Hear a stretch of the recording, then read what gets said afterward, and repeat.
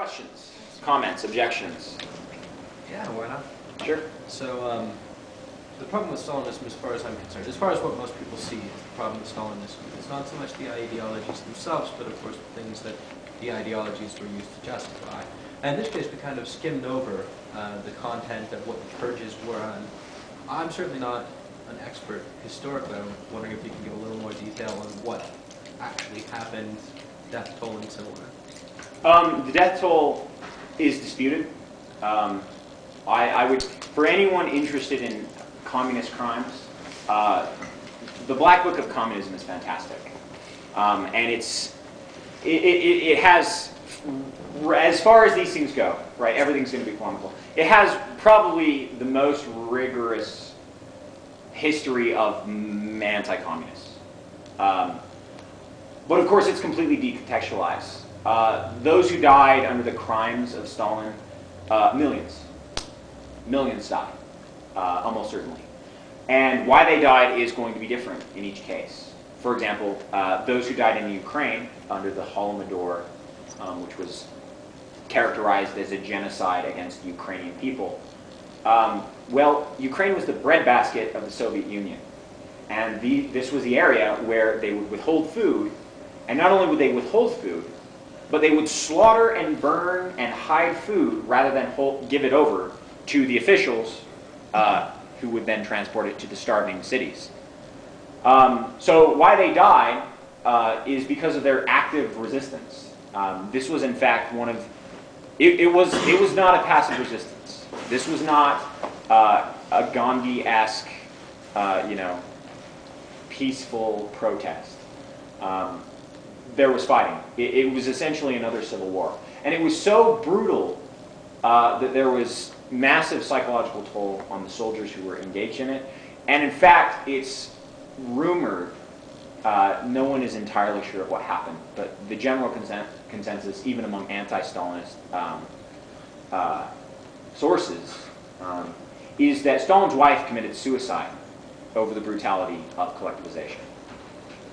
But again, the reason those people died was quite clearly because if you withhold food, then you're an enemy. And it was a state of war. It was conceptualized as a state of war. Of course, if you have liberal jurisprudence, you can simply say, well, that was their property and they can dispose of it how they wish. However, that was not the nature of Soviet law. The Don Cossacks.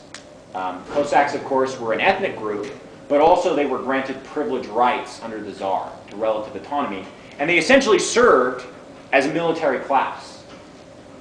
So why would the Don Cossacks be faced with, right, as we would call it now, genocide? Well, that's quite simple.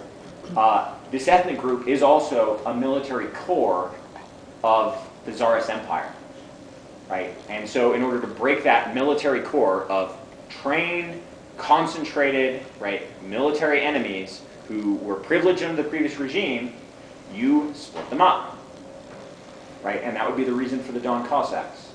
The purges in the military, again, the Red Army was formed under Trotsky.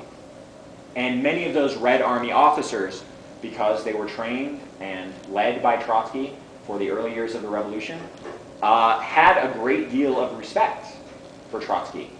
And one would probably argue a great deal of loyalty to Trotsky. Again, how does one substantiate these things? It's incredibly difficult. But also, when there's literally fascists at the gates, the question is, what do you do? Of course, I think all of us would agree that if the Soviet Union were in a completely peaceful... If the United States today just wholeheartedly voted, oh, you know what, let's be socialist. Even Trotsky, even Lenin, even Stalin thought that if the United States went socialist, we would have no need whatsoever for any executions. In fact, Trotsky ironically refers, if America went socialist, he said, we could probably afford to put all of the rich people on their own private island and supply them with every luxury they could possibly enjoy until they died. And then they would just leave us alone. But it's not the case at the Soviet Union, either at the time of the revolution or throughout any of its history. It was always a besieged state. And so in this case, many might not agree with the purging of possible Trotskyists in the military. But what is really important to note is the Bolsheviks, in overthrowing the Tsar, literally advocated for revolutionary defeatism. They advocated for soldiers and generals to lose battles to hasten revolution. So often, right, Stalin is portrayed as, right, being ultra critical of failure. So critical of failure that he would murder people for failing him for the last time. However, again, there was a political precedence of failure, not simply being failure, but actually being a political tactic. So, again, the main purges you have collectivization that starts in basically 29 to 33. That's peasants not giving it over. You have the power struggles between the party, which aren't particularly bloody. In the mid-20s, it leads to Trotsky's exile. And then you also have the purges leading into the 30s. So I believe it starts in late 37 and goes to 39. This would be the officer corps. Again, because the Red Army was trained under Trotsky. And there's reason to believe that Trotsky had a great deal of influence among these people. Does that answer more directly your question? Basically, yes. Although, two additional questions born up from that. What portion of the purgings or similar things were preempted before there was an actual threat or attack? And what portion of people were executed versus exported? The actual vast amount of people were exported. This is the easier question to ask. Deportation to the gulags was a lot more frequent than executions. And it's also worth noting that in many ways, the gulag membership wasn't nearly as long as people were sentenced for. People were in and out of the gulags relatively frequently. They were incredibly brutal. Many people starved to death. Also, this is true of regular Russia, regular Soviet Union, regular Ukraine. So, what do you mean they were in and out of the gulag? Well, I mean, it's actually very funny. The Black Book of Communism is a good example of this. What it'll say is there was an uprising of 500 people, and those people were sentenced to 1,000 years in the gulag. Right?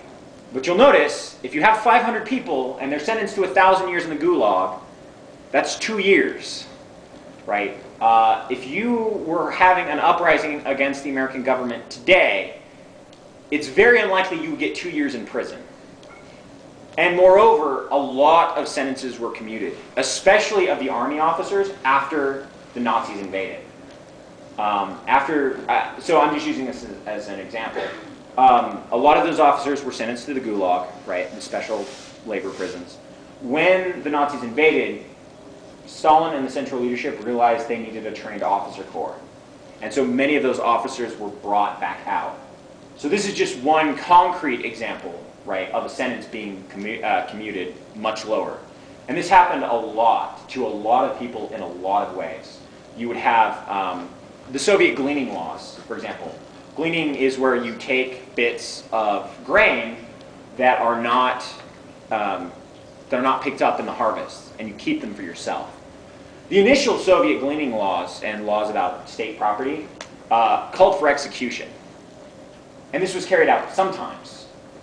Actually, it was carried out relatively frequently. Percentage-wise, it was very low, but it carried out relatively frequently. Well, the leadership suddenly realized, hey, we have this really repressive law that is killing a lot of people. So they changed it to time the gulag. And then they realized, oh, wow, we're sending a lot of people to the gulag, and they reduced the sentences. And so what you have is you have the institution of various laws and policies that, when carried out, are relatively brutal, but are often not carried out in completion. They are mitigated either by pardons or amnesties, or they're just, reduced in the law themselves. So it makes estimates very difficult. If you're looking for body count, it's high, but again, Black Book of Communism.